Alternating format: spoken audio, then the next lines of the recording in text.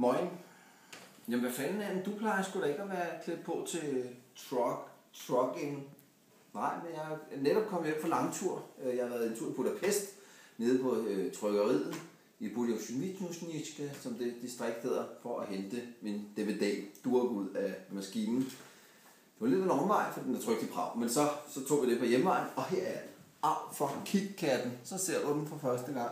Årets julegave, skråstreg mandengave, skråstreg påske, pinse, fødselsdags og fars morsdags, de to. Jamen, er du gal en bandit? Sikke den folder, sikke den åbner. Så sker der ting, så er der billeder, så er der show.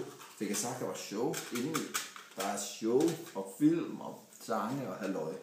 Sikkert mesterværk, hvis jeg må selv have lov at sige det, så er det alt det, jeg har lavet nogensinde, som jeg er allermest stolt af.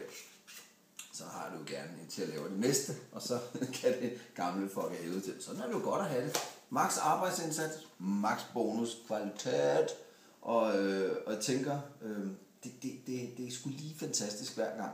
Sidde med sin egen lille DVD-hånd. Der er kun blevet trykt en jo.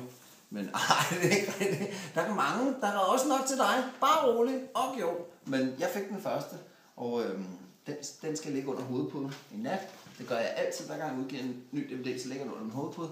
Så ligger der en tand næste morgen med vågner. Det er DVD-fænen, der laver sin mysterier. Prøv selv, køb den, hvis du vil have tænder. Og ellers så bare køb den alligevel. Om ikke andet, så bare for at se den. Den er så skæg. Den er simpelthen så skæg. Jeg skal da se den nu. Så rigtig god jul. Den skulle være reddet nu. 26:60. Keep on talking.